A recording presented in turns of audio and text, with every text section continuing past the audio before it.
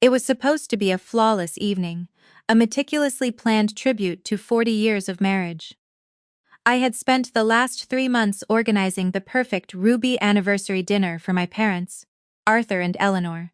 The venue was my own home, a sprawling modern architectural marvel, nestled quietly in the affluent hills overlooking the city. I had hired a Michelin-starred private chef, a classical string quartet, and a professional event designer to transform my massive outdoor terrace into a breathtaking, candlelit sanctuary. The air smelled of fresh white roses, expensive truffle oil, and the crisp, cool breeze blowing in from the distant harbor.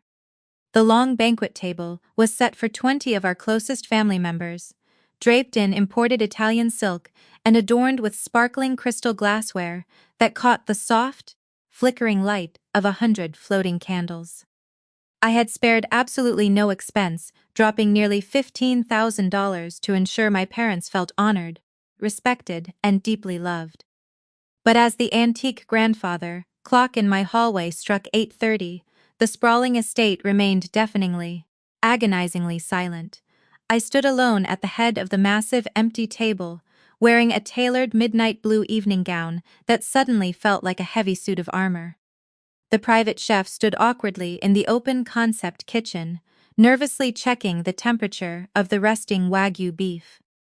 The string quartet had stopped playing 20 minutes ago, their bows resting idly on their laps as they exchanged uncomfortable, pitying glances. Not a single person had showed up: my parents, my aunts, my uncles, and most painfully, my younger sister Chloe and her flashy, smooth-talking husband, Marcus, had completely ghosted the event. Growing up, I was always the invisible workhorse of the family. I was the quiet, overly serious older sister who buried herself in textbooks and eventually built a fiercely demanding but wildly lucrative career in artificial intelligence and supply chain logistics. I was the founder and CEO of Nexus Logistics, a tech firm that revolutionized commercial shipping routes. I didn't flaunt my wealth. I drove a reliable sedan, wore understated designer suits, and kept my private life entirely offline. Chloe, on the other hand, was the undisputed golden child. She was the family's glittering jewel, a social media influencer whose entire existence revolved around projecting an illusion of flawless, unattainable luxury, and her husband Marcus was my parents' absolute idol.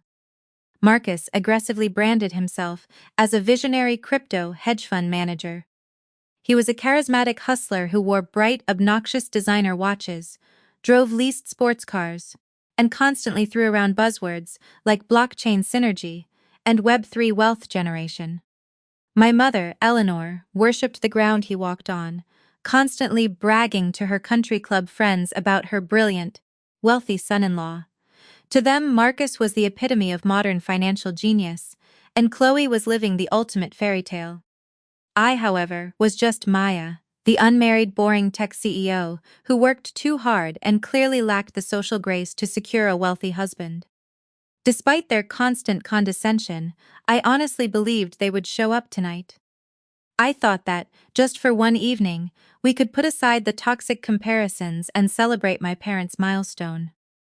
I picked up my phone, my thumb hovering over the glaringly empty message threads. At 3 o'clock, my mother had sent a brief, dismissive text. Running a little behind, sweetie. Marcus had to merge meeting with some international investors. We'll head over as soon as he closes the deal. I had replied warmly, telling them not to stress. Then, radio silence. I called my mother voicemail. I dialed my father voicemail. I tried Chloe. Straight to a cheery, automated greeting. The heavy, suffocating weight of total rejection slammed into my chest.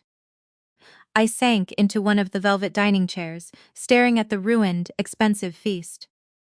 They weren't just running late, they had deliberately abandoned me. The humiliation was a hot, visceral wave, burning the back of my throat. I had rearranged my entire corporate schedule, flown in a renowned chef, and poured my heart into this celebration. And they simply didn't care. It was a cold, calculated statement that my efforts, my time, and my feelings were entirely worthless to them. Desperate to distract myself from the tears threatening to spill, I unlocked my phone, and blindly tapped the Instagram icon. The screen loaded, and an aggressive notification instantly popped up at the top of the feed. Chloe is live, my breath caught in my throat. If they were supposedly stuck at an emergency investor meeting, why was my sister broadcasting a live video? I tapped the glowing circle. Loud, thumping electronic dance music immediately blasted through my phone speakers. The screen was filled with the blinding flash of strobe lights and the loud, overlapping cheers of dozens of people. Chloe's face appeared, perfectly contoured, her lips stretched into a massive, triumphant smile. She was wearing a stunning, backless sequined gown, holding a massive bottle of vintage champagne. "Welcome to our new home, everyone." Chloe shrieked over the deafening music, spinning the camera around wildly. I stared in absolute paralyzed shock. She wasn't in an office, she wasn't in a car, she was standing in the middle of a sprawling, ultra-luxury harborfront penthouse.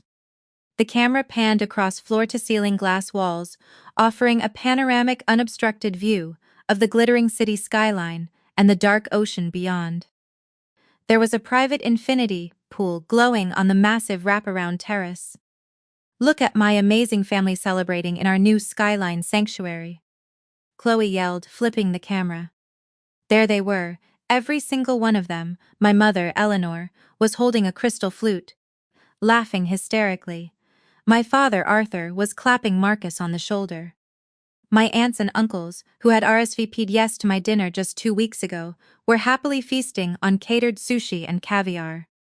Marcus stepped into the frame, wearing a flashy velvet smoking jacket. He wrapped an arm around Chloe's waist and looked directly into the camera lens with a sickeningly arrogant smirk. "This is what visionary investments look like, baby." Generational wealth in the making. Eleanor stepped up to the camera, blowing a kiss to the thousands of live viewers.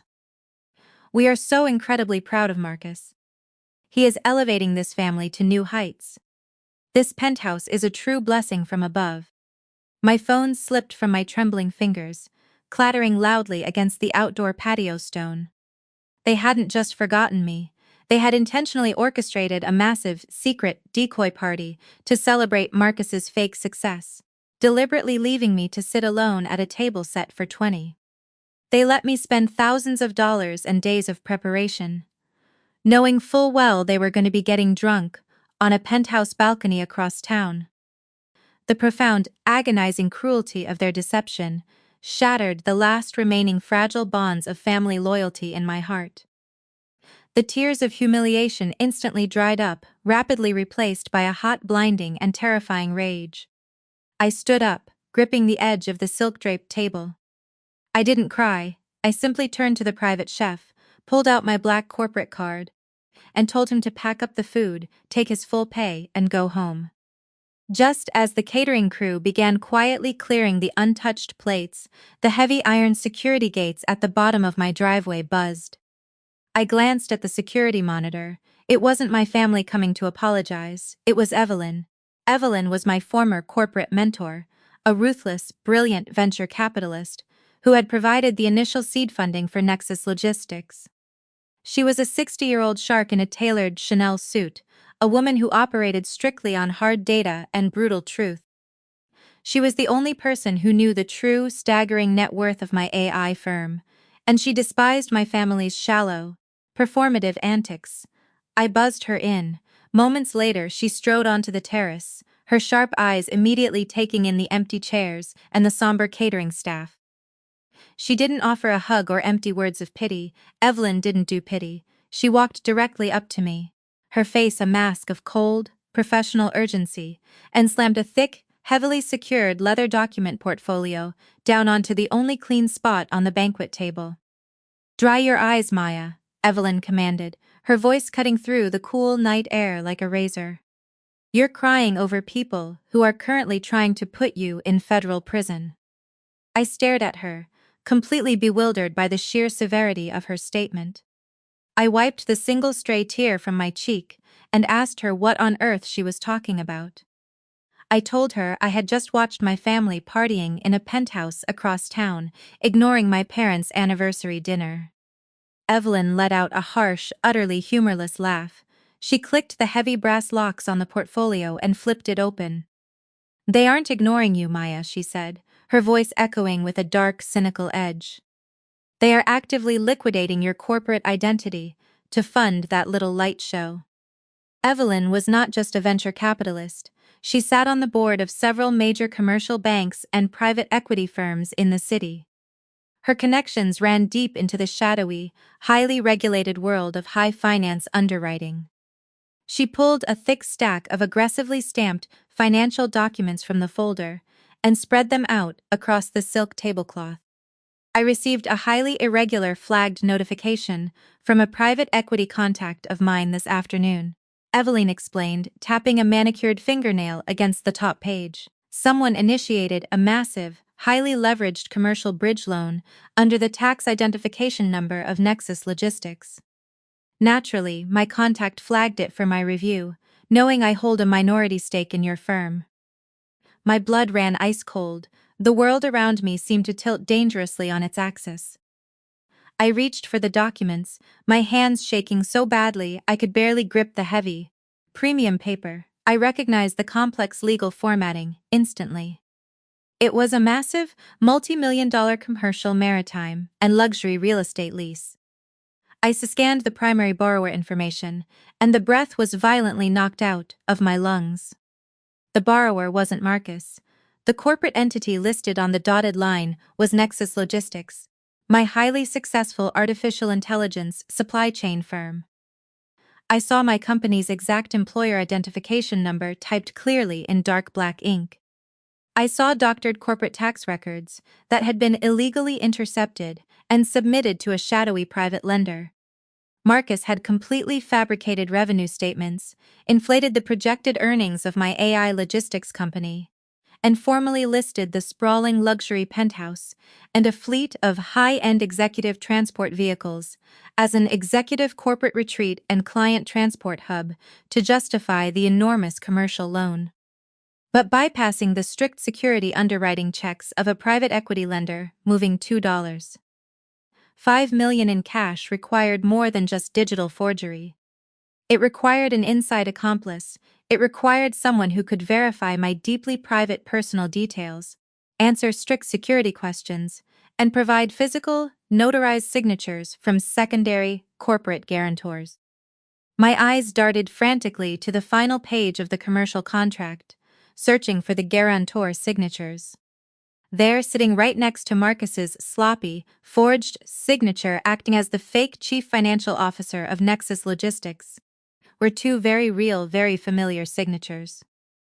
Arthur and Eleanor, my own parents, had legally co-signed this deeply fraudulent, highly illegal document. They had willingly facilitated massive corporate identity theft to buy Chloe her ultimate dream penthouse. The crushing grief of being abandoned at my dinner table completely evaporated, instantly replaced by a cold, calculated, and deeply dangerous fury. The sheer audacity hit me with the unstoppable force of a runaway freight train. My family hadn't just excluded me to be petty or mean. They had intentionally kept me away because they were currently partying inside a multi-million-dollar property they had fraudulently purchased using my company's pristine credit profile. I sat back down at the ruined banquet table, my eyes scanning the dense legal jargon with the practiced speed of a seasoned CEO. The deeper I dug into the paperwork, the more the absolute insanity of Marcus's scheme materialized before my eyes. This was a highly sophisticated, multi-layered financial crime. Marcus didn't buy that penthouse conventionally because he fundamentally lacked the capital and the verifiable income. Instead, he bypassed the traditional banking system entirely and went straight to a hard money private equity lender, securing a hazardous commercial bridge loan. These unregulated loans were notoriously ruthless, carrying exorbitant double-digit interest rates and predatory default clauses designed for rapid corporate property acquisitions. To secure this toxic funding, Marcus had brazenly forged my firm's employer identification number, submitted falsified profit and loss statements, and cloned my corporate tax records to make it appear as though my AI firm was generating the massive cash flow needed to cover the aggressive monthly debt service. He had drafted a phony business plan, claiming the penthouse would be used exclusively to host international investors for Nexus Logistics. But what truly sickened me was the underlying mechanics of the betrayal. A lender moving $5 million requires physical notarized signatures from the corporate guarantors to ensure the primary stakeholders are fully aware of the massive financial liability. Marcus desperately needed inside accomplices who possessed unfettered access to the deeply guarded, private details of my life. He needed to know the precise make and model of my first car, the exact street our family lived on 30 years ago, and my maternal grandmother's maiden name to bypass the strict security barriers.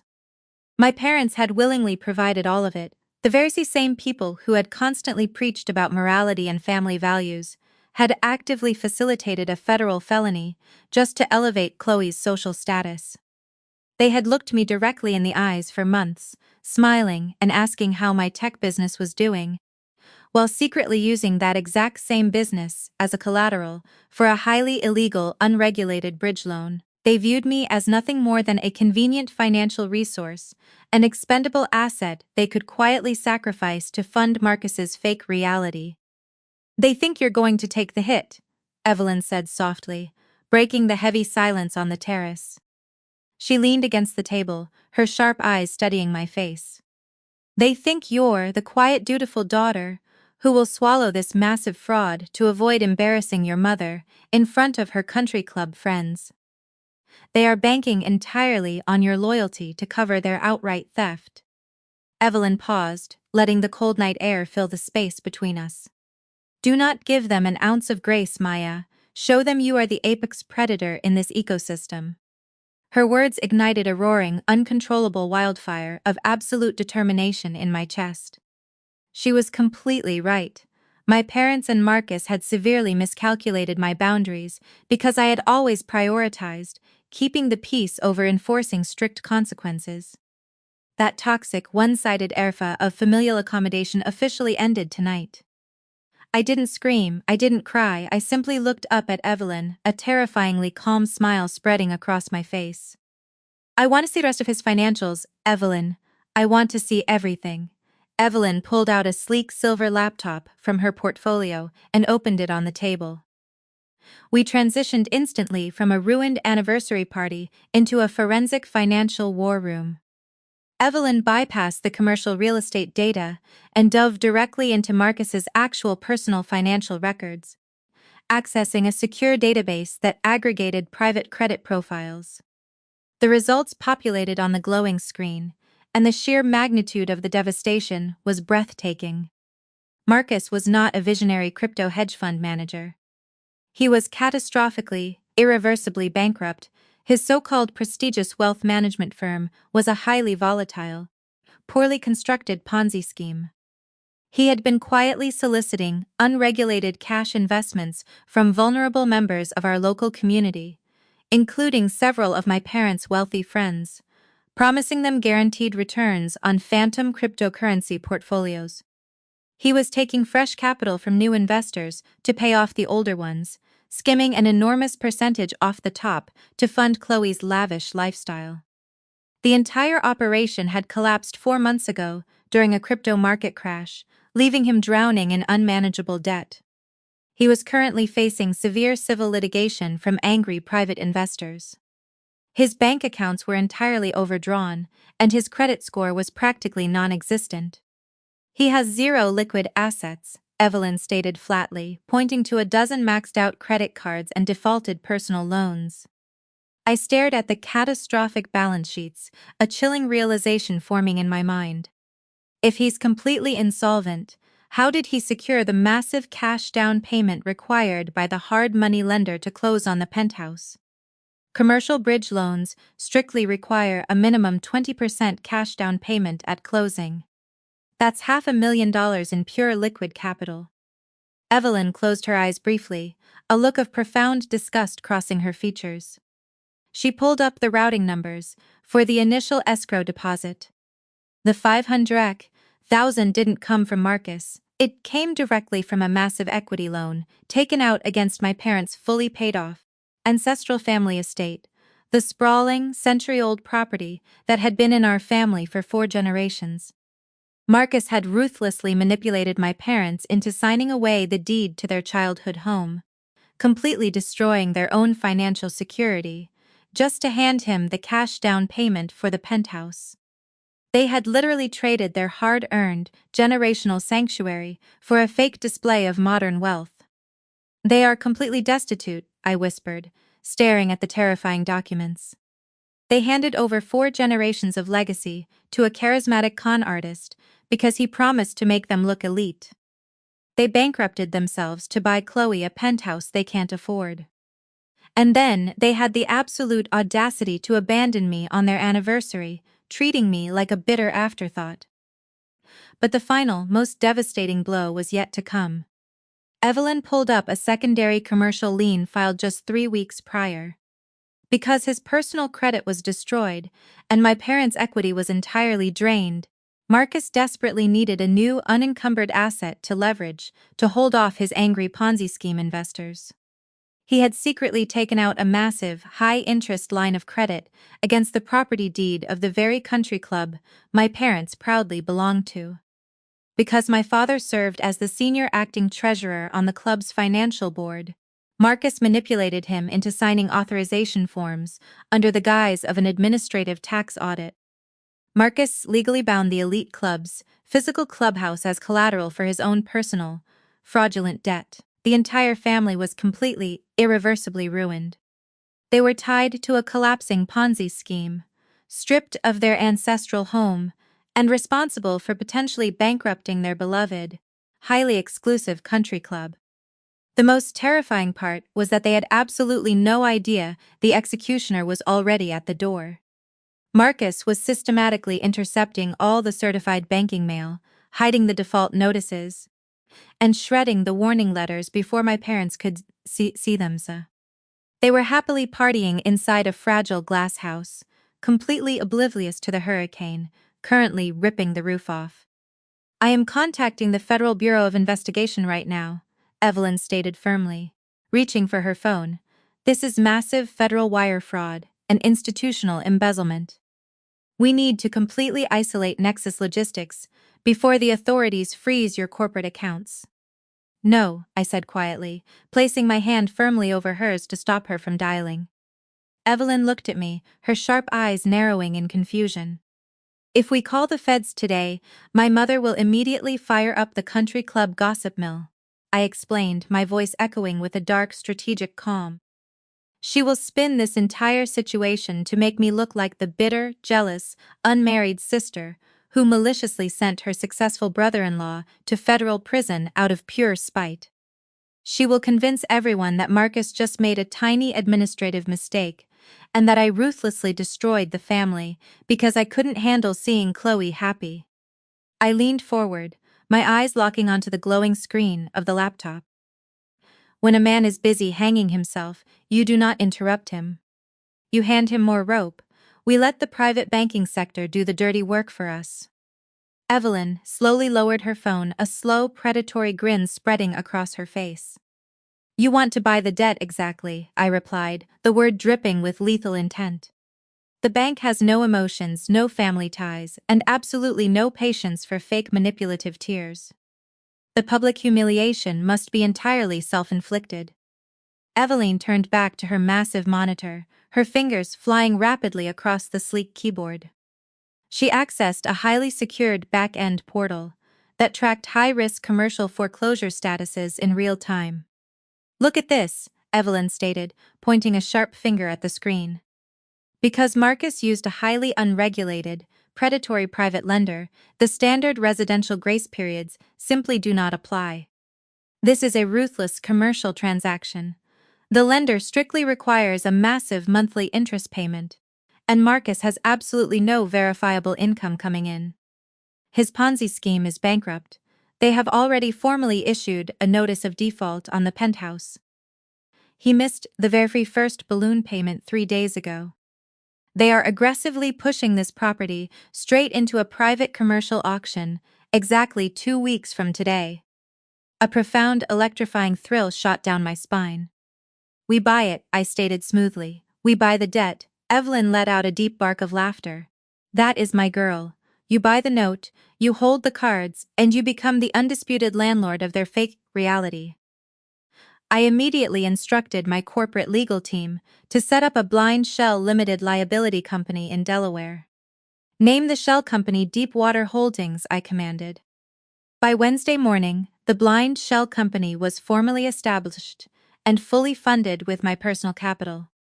Evelyn then ruthlessly negotiated with the stressed loan officer, successfully purchasing the defaulted $2.5 million commercial note for barely $4 million in pure, untraceable cash by Friday afternoon. The heavy stack of finalized transfer paperwork successfully cleared the county clerk's office. Evelyn handed me the certified stamped property deed. Deepwater Holdings was now the sole, undisputed legal owner of the massive property. Marcus and Chloe were officially living inside a penthouse that completely belonged to me, free and clear. For the next 2 entire weeks, I embraced absolute, impenetrable radio silence. I muted the massive family group chat. I simply sat back and watched them blindly carry on. My favorite evening activity became opening Instagram and watching Chloe post glamorous, highly filtered videos of the penthouse. She strutted across the imported marble floors, completely oblivious to the massive truth hanging directly over her head. She had absolutely no idea that she was illegally squatting inside a commercial property, completely owned by me. Exactly 14 days after the disastrous anniversary dinner, the rigid silence was finally broken. My mother, Eleanor, called in a frantic panic. "Maya, please, you need to come to the Sterling Country Club this Sunday evening immediately." Her voice trembled with exaggerated tears. "Marcus has hit a minor financial roadblock, and the universe is actively attacking our family right now. We desperately need a family healing intervention." I knew exactly what this pathetic trap entailed. Marcus had finally realized the bank no longer owned the debt on his stolen penthouse. He was actively facing an immediate eviction process from an anonymous landlord. He needed a massive influx of pure liquid capital immediately, and he intended to use the prominent board members of the club to leverage high society guilt to force me into bailing him out. I walked into my expansive master closet and armed myself in my most intimidating, impeccably tailored emerald green power suit. I placed the notarized foreclosure documents, the comprehensive financial forensic audit Evelyn had compiled, and a formal 30-day notice of eviction inside my black designer briefcase. I pulled into the crowded parking lot of the Sterling Country Club. The trap was set, but they had absolutely no idea they were the ones standing inside the cage. I walked into the private executive boardroom.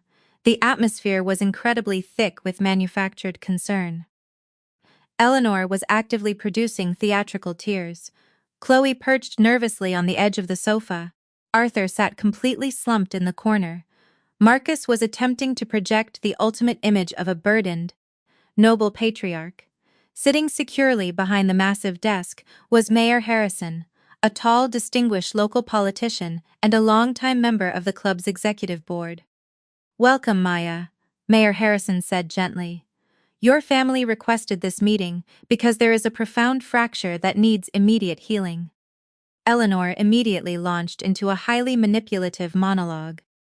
Maya's bitter jealousy over the beautiful new penthouse has brought severe negative energy onto our doorstep. Marcus has fallen victim to a fiercely fluctuating global economy. And instead of helping, Maya has aggressively turned her back on us all.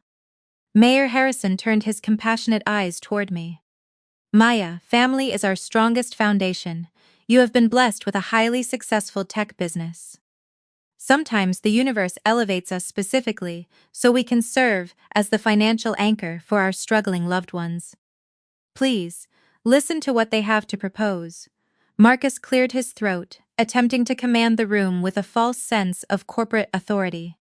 We are facing a temporary liquidity crisis, Maya, he explained smoothly. I just need a minor liquidity injection to save the penthouse. It's a simple bridge strategy. He slid an aggressive, binding equity transfer agreement directly across the wooden desk. I am offering you a highly lucrative partnership, Maya.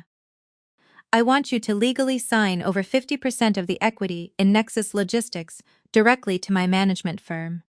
He was demanding half of my entire commercial tech empire to cover his fraudulent debts. I didn't blink. I simply let the heavy, suffocating silence stretch out across the executive office. Eleanor cracked first. She leaned aggressively forward, her dark eyes blazing with toxic rage. If you do not sign this contract today, I swear I will completely destroy your life. I will march right into the main dining room of this club during the busiest gala and tell the entire elite community exactly how deeply selfish you are. You will be utterly dead to this community. Chloe shifted nervously, letting out a pathetic wail. Maya, please. You are single, you live completely alone, you absolutely do not need all of that money sitting around in your business accounts.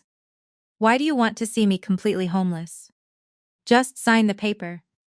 The sheer, breathtaking entitlement spilling out of their mouths physically disgusted me, but I kept my face perfectly composed. Mayor Harrison reached into his suit jacket and gently offered an expensive gold-plated pen directly to me. Please, Maya, just do the right thing today. Sign the document to restore peace. I slowly reached out and took the pen. I positioned the gold tip directly over the blank signature line at the very bottom of the page. I held the pen perfectly still, letting it hover just millimeters above the crisp white paper. The entire room collectively held its breath. Marcus leaned back slightly in his chair, a deeply arrogant, highly victorious smirk spreading across his face. I let the heavy gold pen slip from my fingers. It hit the polished mahogany desk with a sharp, loud clatter that shattered the heavy silence in the room. Marcus's smug smile instantly vanished. I reached down and popped the dual gold latches on my black designer briefcase. The sharp metallic clicks echoed like a judge's gavel striking a sound block. I reached inside and pulled out the thick, bound financial forensic report that Evelyn had meticulously compiled. I didn't look at my parents or my sister. I looked directly into the deeply concerned eyes of the man leading this intervention. Mayor Harrison, I said, my voice echoing with a chilling clinical authority. Before I legally sign away 50% of the highly successful AI tech company I built from the ground up, I strongly think you should see exactly what kind of so-called visionary financial leadership I am supposedly investing in today. I slid the massive stack of highlighted banking documents directly across the desk. It stopped right over the absurd equity transfer contract Marcus had presented. Mayor Harrison looked down, his brow furrowing in deep confusion as he saw the official seals of federal auditors and corporate tracing logs. Marcus suddenly lunged forward in his chair, a flash of pure, unadulterated panic completely wiping away his noble patriarch facade. He tried to grab the documents, but I swiftly slammed my hand down on top of the stack, pinning it firmly to the desk. You will sit back down in your chair right now, Marcus, I commanded, my tone leaving absolutely zero room for negotiation or argument. I turned my attention back to the mayor, making sure my projection filled every corner of the executive suite. Mayor Harrison, the man sitting across from you, is not a hedge fund expert suffering from a fluctuating economy. He is a completely bankrupt, desperate fraud who is currently facing severe federal prosecution. Let me detail exactly how he purchased that beautiful new penthouse my family was celebrating in during my parents' anniversary. Marcus could not secure a standard residential mortgage because his investment firm is actually an illegal Ponzi scheme that completely collapsed 4 months ago. He has zero liquid assets and massive civil litigation pending against him. I took a deep breath, my eyes locking onto the stunned politician. To bypass the private equity lenders, Marcus blatantly forged the employer identification number of my company, Nexus Logistics. He illegally copied my corporate tax returns, grossly inflated the revenue numbers, and fraudulently secured a $2 5 million commercial bridge loan by listing the luxury penthouse as an executive corporate retreat. He committed massive federal identity theft across state lines to secure funding he could never personally qualify to receive. The mayor's eyes widened to the size of saucers as he furiously scanned the highlighted sections of the forensic audit I provided. The room was so quiet I could hear the erratic, shallow breathing coming from my sister Chloe, but I wasn't remotely finished dismantling his lies. To satisfy the strict security underwriting required by the hard money lender, Marcus needed inside accomplices to verify my highly private identity details and act as secondary financial guarantors. I continued, my voice sharp and relentless like a finely honed blade. He needed people who knew my maternal grandmother's maiden name and my previous addresses. He needed people willing to sign their names to highly illegal, fraudulent commercial banking documents. He used my own family to help steal my entire corporate identity right under my nose to buy a sprawling, multi-million-dollar penthouse across the city. I didn't stop there. I reached back into my heavy designer briefcase and pulled out a second stack of documents, these bound tightly with a thick red binder clip.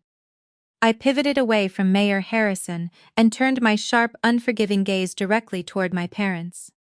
Arthur and Eleanor were sitting, frozen in their plush leather chairs, their faces twisted into masks of complete disbelief and rising terror. They still foolishly thought they were somewhat protected, completely unaware that the roaring financial fire had already burned down their own house. Marcus didn't just steal from me, I said, my voice dropping to a low, deadly register that commanded absolute attention from everyone in the room. I took a slow, deliberate step toward them. Mom, Dad, I highly suggest you check your property deeds immediately. I forcefully dropped the bound stack of highly sensitive banking statements directly onto my mother's lap. The thick papers fanned out across her modest beige dress, prominently displaying the massive red foreclosure notices stamped across the top of each page. These are the certified loan documents taken out against your ancestral family estate over the past 3 months, I stated coldly. Marcus didn't just forge my corporate documents to get the commercial loan approved. He ruthlessly manipulated both of you into signing away the deed to your childhood home to cover the massive $500, zero zinskaknashon required, at the closing table. He drained every single penny of the legacy capital your family spent 4 generations building. I watched the devastating reality of my words strike my father like a physical blow to the chest. Arthur went absolutely pale, his skin turning a sickly shade of gray as his trembling hands reached out to pick up the financial statements. He read the glaring liens printed on the official bank letterhead, his eyes frantically darting back and forth across the pages, desperately searching for a mistake that didn't exist. My mother, Eleanor, instantly lost her arrogant composure. She began hyperventilating, her chest heaving aggressively as she gasped for air. She dropped her fake crying handkerchief onto the floor, her hands flying to her mouth in pure, unadulterated horror. You handed over your entire financial future to a charismatic con artist because he promised to make you look wealthy and elite in front of this very country club. I continued ruthlessly, refusing to give them a single ounce of grace or sympathy. You literally bankrupted yourselves to fund a fake display of generational wealth, and he used your desperation for social status to completely bleed you dry. You are utterly destitute right now. You have absolutely nothing left to your names, and the man sitting right across from you is the architect of your total and complete financial destruction. Marcus sat completely paralyzed, knowing his vicious lies were entirely exposed forever, in front of the mayor who trusted him implicitly for years.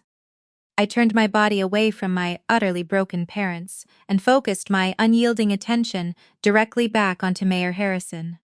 He was staring at the devastating financial documents scattered across his beautiful mahogany desk, his hands trembling slightly, as he processed the massive deception that had just unfolded right inside his sacred clubhouse.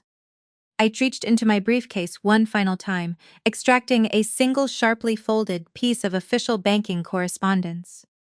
And Mayor, I said, projecting my voice so every single syllable struck like a lethal hammer. You might want to urgently check the Sterling Country Club's commercial credit line right away today. My father here actively authorized Marcus to leverage the club's dedicated renovation fund to aggressively cover his failing corporate margin calls. Mayor Harrison's head snapped up violently, his eyes wide with absolute unadulterated horror. I slid the undeniable proof directly toward him. Marcus essentially mortgaged this entire elite clubhouse to desperately fund his collapsing criminal enterprise. I stated coldly. He used your board's sacred capital as collateral to delay his inevitable bankruptcy. And my father, Arthur, signed the authorization forms, using his prominent position as a senior acting treasurer to completely bypass the Financial Oversight Committee. Mayor Harrison abruptly stood up, his heavy leather office chair scraping aggressively against the floorboards. The soothing, gentle baritone voice he had used to preach about forgiveness completely vanished, replaced by an overwhelming righteous fury. The room instantly descended into absolute, explosive chaos. Chloe let out a piercing, hysterical scream, grabbing her perfectly styled hair in pure panic. Eleanor openly sobbed, hyperventilating as she rocked back and forth in her seat. Marcus, realizing his entire fabricated universe was violently burning to the ground, finally snapped. He let out a desperate, guttural shout and suddenly lunged directly across the massive mahogany desk, his arms outstretched, as he aggressively tried to snatch the incriminating documents away from the mayor. I anticipated his pathetic, desperate physical reaction perfectly well. I swiftly reached out and forcefully yanked the heavy stack of papers right out of his reach, sliding them safely back into my dark briefcase with a loud, triumphant snap, making him miss completely. "Do not touch my property, Marks," I warned, stepping back securely away from him. "You are officially out of moves right now. The glorious, devastating checkmate is absolutely complete right here. Permanently, today, and forever." Chloe grabbed Marcus by the lapels of his expensive tailored suit jacket, violently shaking him as her pristine facade completely shattered into a million jagged pieces right in front of everyone. "Tell me she is lying, Marcus," Chloe shrieked, her voice echoing shrilly off the mahogany walls of the executive suite. "Tell me you did not bankrupt my parents and mortgage the country club to pay for our new penthouse." Marcus aggressively shoved her hands away, his eyes darting frantically around the room as he desperately searched for an escape route that simply didn't exist. Eleanor was wailing loudly now, rocking back and forth in her plush leather chair, crying out to the universe to save her from the absolute financial ruin staring her directly in the face. Mayor Harrison stood paralyzed behind his desk, utterly horrified by the sheer magnitude of the deception unfolding inside his elite club. Marcus forcefully adjusted his silk tie, his breathing ragged, but he still foolishly attempted to project that fake, arrogant alpha male authority he loved to perform on social media. "It does not matter what she says," Marcus shouted, pointing an aggressive finger in my direction. He puffed out his chest, trying to reclaim his shattered patriarchal dominance over the room. "I still have the deed to the property. The penthouse is still legally registered under my name and my corporate entity. I am just facing a temporary liquidity crisis. I simply need a little bit more time to move some capital around and secure a new line of credit. I will fix this entire situation by next week, and we will be perfectly fine. You all just need to calm down and let me handle the business." I looked at him standing there in his wrinkled suit, desperately clinging to a dead fantasy. I didn't yell, I didn't argue with his pathetic delusions. Instead, I let out a low, cold, incredibly genuine laugh that sent a visible shiver down Chloe's spine. My laughter was not laced with anger or sadness. It was the pure, unadulterated amusement of an absolute victor watching her opponent confidently march directly off a steep cliff. I reached back into my designer briefcase for the final time. I pulled out a single, heavily stamped legal document, encased in a thick protective folder. I smoothly slid the final document straight across the wide wooden desk, until it rested perfectly beneath Mayor Harrison's stunned gaze. "You do not own a penthouse, Marcus," I stated, my voice echoing with terrifying absolute finality. "The hard money private equity lender formally foreclosed on your fraudulent commercial bridge loan last week because you missed your very first balloon payment.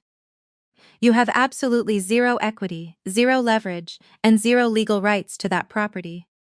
And since the lender wanted immediate cash to clear their highly toxic books, they held a private commercial bank auction yesterday morning." I tapped my long manicured fingernail directly against the official county seal stamped on the document. "A blind Delaware shell corporation named Deepwater Holdings bought your defaulted debt at a massive discount," I explained, my tone sharp and lethal. "I am the sole proprietor and chief executive officer of Deepwater Holdings. I bought the debt with my own cash. I legally own the deed to the Two Wolves $5 million penthouse you are currently squatting in.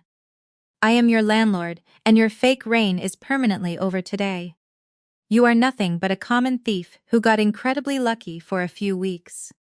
The illusion was totally dead, the financial game was entirely finished. He lost absolutely everything today. I reached into the front pocket of my tailored suit jacket, moving with an unhurried, deliberate slowness. I pulled out a single sheet of stark white paper. I held it out toward Chloe, who was currently hyperventilating on the edge of the sofa, her hands gripping her knees in sheer, unadulterated terror. "Here is your official 30-day notice to vacate the premises," I said, dropping the legal eviction document directly onto her lap. "You can take all of your stolen generational wealth and start packing it into cardboard boxes immediately. If you are not entirely off my property by the end of the month, I will personally have the county sheriff drag your designer furniture out onto the front lawn." Chloe let out a devastating, guttural wail that tore through the stifling air of the executive suite. Her legs gave out completely beneath her. She slid forcefully off the edge of the sofa, hitting the carpeted floor on her hands and knees. She crawled desperately toward me, her tear-soaked face looking up in absolute agony. "Maya, please, you cannot actually do this to me," Chloe begged, her voice cracking under the crushing weight of her immediate homelessness. "I am your younger sister. We will literally have absolutely nowhere else to go." The profound irony of her demanding my loyalty after deliberately abandoning me and treating me like disposable garbage for my entire life was staggering. Before I could respond, Eleanor suddenly scrambled out of her leather chair. The arrogant matriarch, who had just threatened to completely erase me from the elite community, was suddenly crawling on her knees right beside Chloe. Eleanor lunged forward frantically, trying to grab my hands, but I swiftly stepped back in absolute, visceral disgust. "Oh, Maya, my sweet, successful, beautiful daughter," Eleanor pleaded, her voice dripping with a sickly, desperate sweetness that made my stomach aggressively churn. "You are such a profoundly blessed and deeply forgiving woman. I always knew the universe elevated you to greatness so you could financially protect this family. We will do absolutely whatever you ask of us. Please have mercy on your own flesh and blood today." The breathtaking speed at which my mother switched from a vicious, insulting tyrant into a fawning, pathetic beggar was truly horrifying to witness. She had brutally cast me aside my entire life, constantly mocking my single status and my quiet dedication to my tech career. Now, realizing that I literally held the legal keys to her only remaining sanctuary, she shamelessly attempted to rewrite our entire history. I looked down at both of them, weeping desperately on the floor, stripped of their fake wealth, stripped of their arrogant pride, and completely exposed before the horrified mayor. "Do not ever attempt to touch me again," I warned, my voice cutting through their loud, theatrical sobbing like a sharp razor blade. "You only love my success when you are trying to steal it to save yourselves. You are pathetic." Just as Marcus opened his mouth, desperately trying to formulate another manipulative lie to save his own skin, 3 extremely loud, heavy knocks pounded against the thick wooden door of the executive office. The aggressive, authoritative sound instantly silenced the sobbing women on the floor. Mayor Harrison, still completely shell-shocked by the massive financial devastation exposed before him, slowly walked over and pulled the heavy door open. Standing squarely in the doorway was Evelyn. She leaned confidently against the doorframe, her sharp eyes sweeping across the pathetic, broken family, cowering inside the room. She was not standing alone. Flanking her on either side were two tall, stern-looking federal agents wearing dark suits, their official gold badges flashing clearly under the bright office lights. Marcus physically recoiled, scrambling backward until his spine slammed aggressively against the mahogany bookshelf. Because you brazenly committed massive identity theft across multiple state lines, explicitly using highly regulated commercial wire transfers to fraudulently secure your bridge loan, you escalated this from a simple state-level dispute into a massive federal crime, Marcus. I stated coldly, crossing my arms over my emerald green power suit. The federal authorities take corporate banking fraud extremely seriously. Evelyn stepped aside, allowing the two imposing federal agents to seamlessly enter the space. One of the agents immediately approached Marcus, swiftly grabbing his trembling wrists and forcefully twisting his arms behind his back. The sharp, heavy metallic click of the steel handcuffs locking into place echoed violently through the quiet, paralyzed room. You are under arrest for severe federal wire fraud, aggravated identity theft, and institutional banking embezzlement, the lead agent announced, his voice devoid of any emotion. You have the right to remain entirely silent. Marcus let out a pathetic, suffocating gasp, his knees buckling slightly as the agents aggressively hauled him upright. He looked wildly around the room, making desperate eye contact with Arthur, frantically, silently begging his cowardly father-in-law to miraculously save him. But Arthur simply turns head away, utterly ruined and permanently broken. Marcus was violently dragged out of the country club office in absolute disgrace. His pathetic fake empire had finally collapsed completely. He would now spend the next several long years sitting in a cold federal prison cell, with plenty of time to reflect on his arrogance. The magnificent, terrifying checkmate was permanently sealed. 6 months passed since that explosive Sunday evening inside the Sterling Country Club. The heavy dust finally settled, leaving behind a completely altered reality. The swift hammer of federal justice did not hesitate. Marcus pleaded guilty to multiple counts of aggravated identity theft and massive corporate wire fraud to avoid a lengthy, humiliating public trial.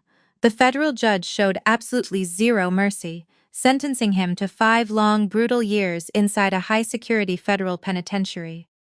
His fake investment empire was entirely dismantled, every single asset liquidated to partially repay the numerous angry victims of his collapsed Ponzi scheme. Chloe's glamorous, highly curated social media fantasy violently crashed into solid concrete. Entirely bankrupt and stripped of her luxury lifestyle, she was forced to move her few remaining designer bags into a cramped, aggressively run-down 2-bedroom apartment on the absolute outskirts of the city. She currently shares that tiny claustrophobic space with Arthur and Eleanor.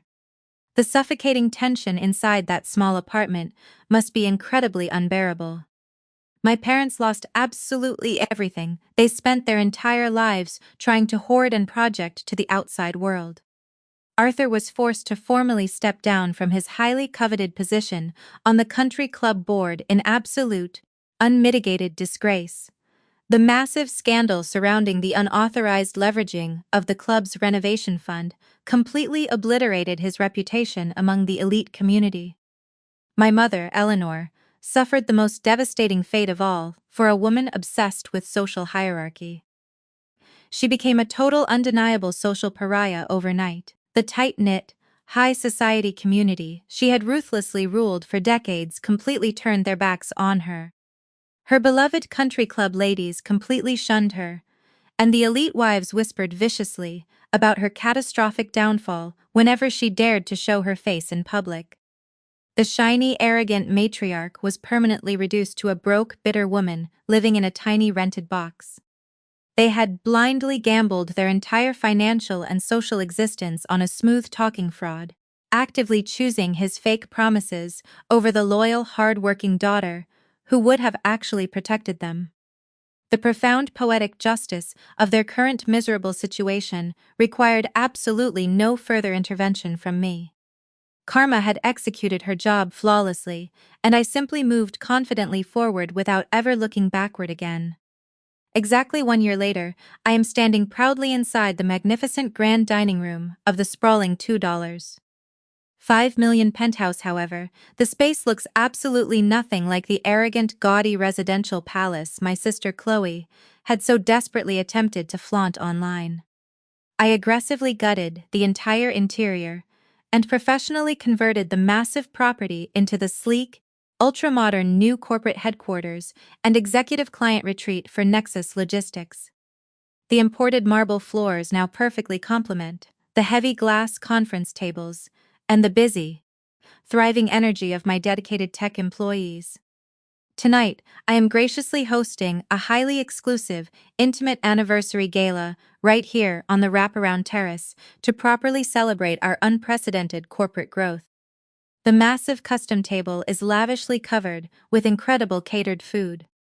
But this time, every single chair is filled with people who genuinely respect, value, and uplift me.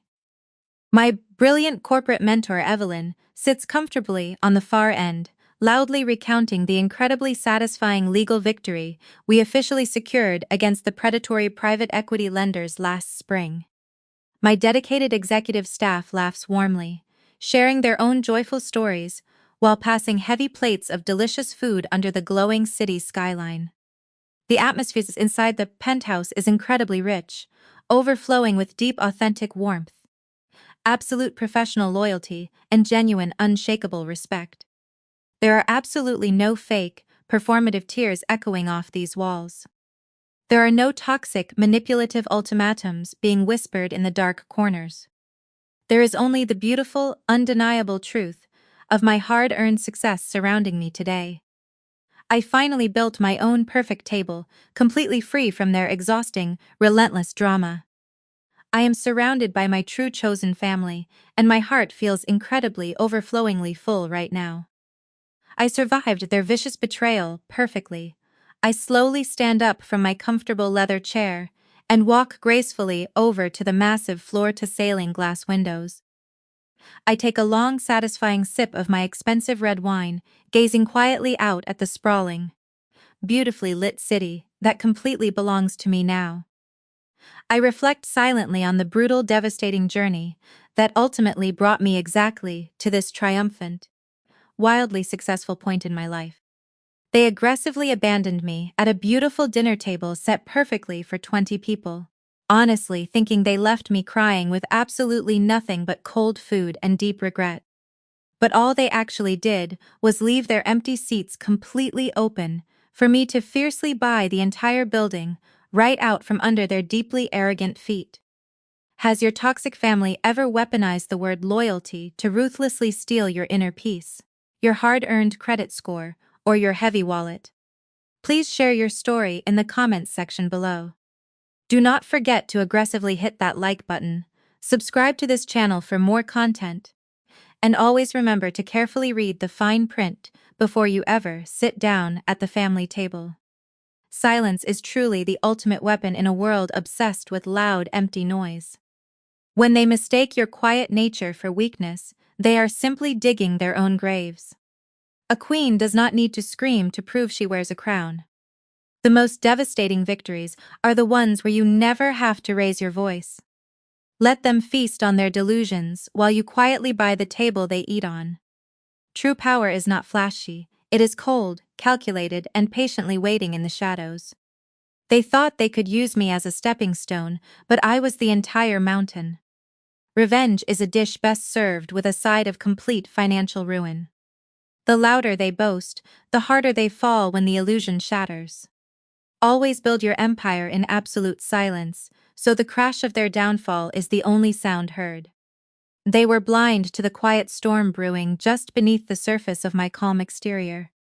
They celebrated their stolen victories, while I laid the groundwork for their absolute destruction. Every insult they hurled at me was simply fuel added to the fire of my ambition. The audacity to steal from the very person they constantly belittled was their most fatal error. I watched them build a glass house with my stones, and when the time was right, I didn't throw a rock. I simply repossessed the land beneath it. There is a profound beauty in watching karma unfold exactly as it should. The scales of justice invariably balance themselves when you possess the patience and the intelligence to wait for the perfect moment to strike. They underestimated my intellect, my resources, and most importantly, my absolute resolve. Now they are left with nothing but the bitter ashes of their own arrogance. While I stand at the summit of the empire, they tried to steal. Never apologize for fiercely protecting what you have built with your own two hands. Never allow toxic bloodlines to guilt you into sacrificing your hard-earned stability. The family you choose will always be stronger than the one that simply shares your DNA. Stand tall, stand firm, and never let them see you sweat. Because in the end, the quiet ones are the ones who truly run the world. The ultimate revenge is simply continuing to aggressively thrive in the exact space they tried to ruin you in. When you possess the ultimate high ground, you never need to raise your voice to command absolute obedience. The most dangerous adversary is the one who patiently allows you to believe you are winning. They threw me away because they thought I was a pebble, completely failing to realize I was a diamond. The true measure of wealth isn't what you can steal, but what you can completely legally repossess. The silence that followed their total destruction was the most beautiful symphony I had ever heard. The absolute worst thing you can ever do to a highly capable woman is severely underestimate her boundaries. They threw me away because they thought I was a pebble, completely failing to realize I was a diamond. Their toxic arrogance blinded them to the lethal financial trap clamping firmly around their ankles. A single, powerful move on the corporate chessboard completely decimated their decades of careful manipulation. They played checkers with my emotions while I played three-dimensional chess with their bank accounts. They threw me away because they thought I was a pebble, completely failing to realize I was a diamond. The silence that followed their total destruction was the most beautiful symphony I had ever heard. When you possess the ultimate high ground, you never need to raise your voice to command absolute obedience. The absolute worst thing you can ever do to a highly capable woman is severely underestimate her boundaries. The ultimate revenge is simply continuing to aggressively thrive in the exact space they tried to ruin you in. A brilliant mind wrapped in quiet humility is often mistaken for a highly vulnerable target. The ultimate revenge is simply continuing to aggressively thrive in the exact space they tried to ruin you in. The most dangerous adversary is the one who patiently allows you to believe you are winning. They never truly understood the depth of the intellect they were actively attempting to exploit. When you possess the ultimate high ground, you never need to raise your voice to command absolute obedience. They played checkers with my emotions, while I played three-dimensional chess with their bank accounts. A brilliant mind wrapped in quiet humility is often mistaken for a highly vulnerable target. I didn't just break the glass ceiling. I shattered the entire fraudulent house they built on top of it. Never mistake a woman's calculated silence for total submission or intellectual weakness. You cannot successfully build a multi-million-dollar illusion when the architect holds all the blueprints. Their toxic arrogance blinded them to the lethal financial trap clamping firmly around their ankles. The true measure of wealth isn't what you can steal, but what you can completely legally repossess. They played checkers with my emotions, while I played three-dimensional chess with their bank accounts. The absolute worst thing you can ever do to a highly capable woman is severely underestimate her boundaries. A brilliant mind wrapped in quiet humility is often mistaken for a highly vulnerable target. When you possess the ultimate high ground, you never need to raise your voice to command absolute obedience. Never mistake a woman's calculated silence for total submission or intellectual weakness. Their toxic arrogance blinded them to the lethal fin.